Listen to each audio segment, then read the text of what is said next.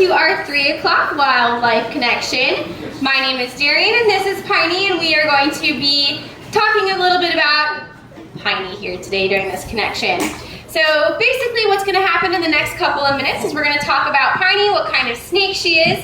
We'll talk about what we have set up for her and what she's doing. And then we'll talk about some things that will help us protect this species. Now, does anyone want to take a guess as to what kind of snake Piney is? It's in her name.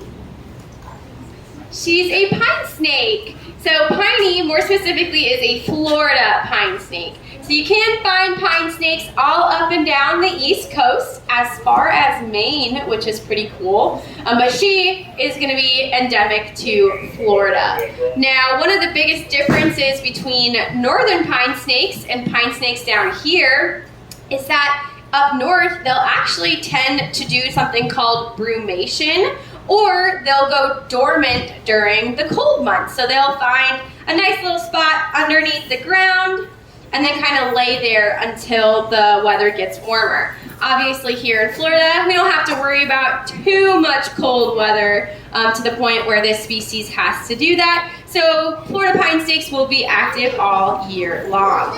Now, one of my favorite facts about Piney actually has to do with her scales.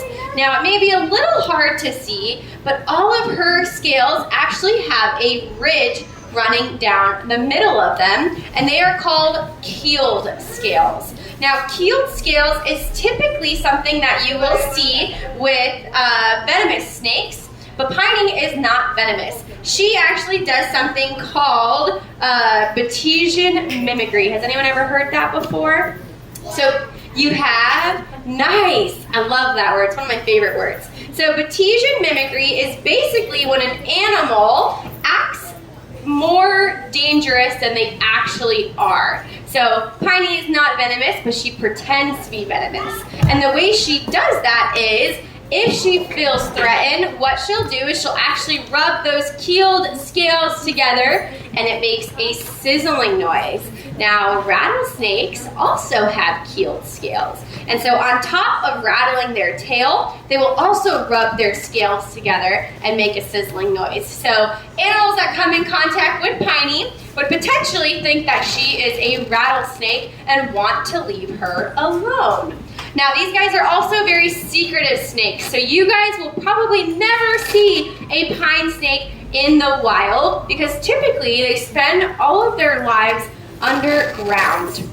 Now, what she'll do is she'll take over the burrows of gopher tortoises or pocket gophers, and she actually is very good at interior design. Now, if those burrows are not up to her standards, she'll actually help to dig more tunnels or kind of excavate those burrows to make them wider for her. But if she doesn't have any arms and she doesn't have any legs, how do you guys think that she digs in those burrows? Her nose. She does, yes, she uses her nose. So on her nose, she has a rostral scale that actually sticks out a little bit further from her face than the rest of the scales do, and she'll use that like a shovel. Now, what Piney is doing here today is something we like to call enrichment. And enrichment is anything we can do for our animals or give to our animals that allows them to either show off some natural behaviors or have a super fun day here at the zoo. Now, being a snake that lives underground, do you guys think that Piney would be climbing a whole lot? No.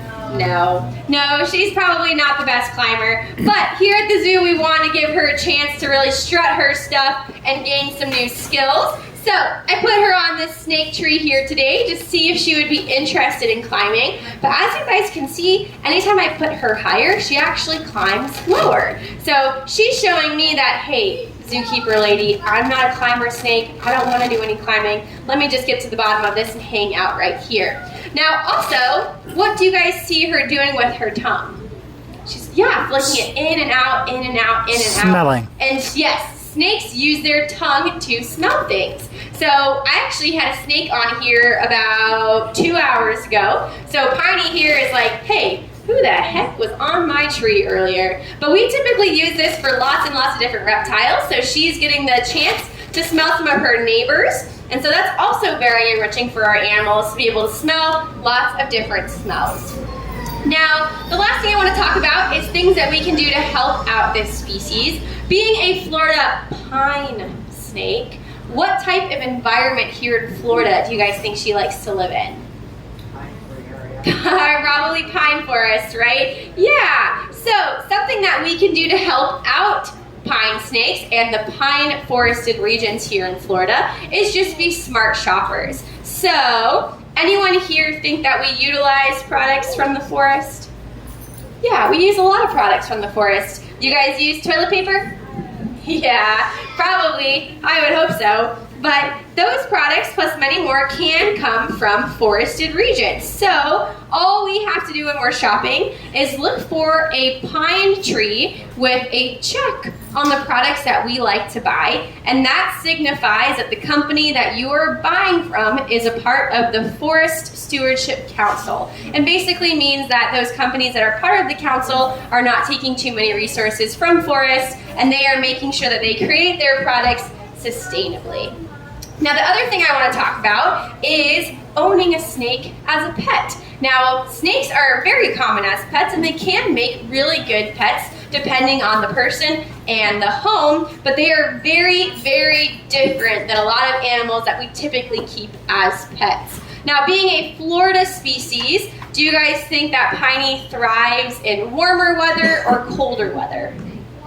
Warmer, yeah, typically warmer weather. And did you guys know that she relies very heavily on temperature to digest her food?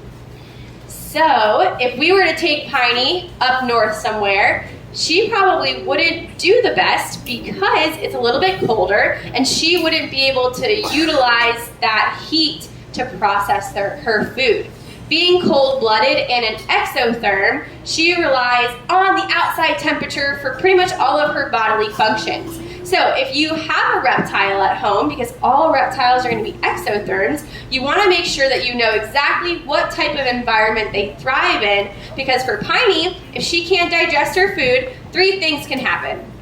1, she can become constipated, and we all know that that is not a fun time. 2, she could regurgitate her food or throw it up, and again, we know that that is not fun either. And worst case scenario, that food in her belly could actually rot or putrefy and cause her to get really, really sick or potentially pass away. So the biggest thing that you guys can take from this connection is you always want to make sure you're doing your research prior to adopting any animal, just to make sure that 1, it's the right fit for your home, and 2, that you know exactly how to take care of it. Now, Piney and I are going to hang out here for a couple more minutes. We're not going to do any touching of her. You guys are welcome to come up and get a closer look. We're just not going to come near the table, so let's keep about 2 or 3 feet in between the table and Miss Piney. But thank you guys for coming out. Again, my name is Darien. This is Piney, and we hope you guys have a great rest of your day here at Zoo Tampa. Thanks, guys.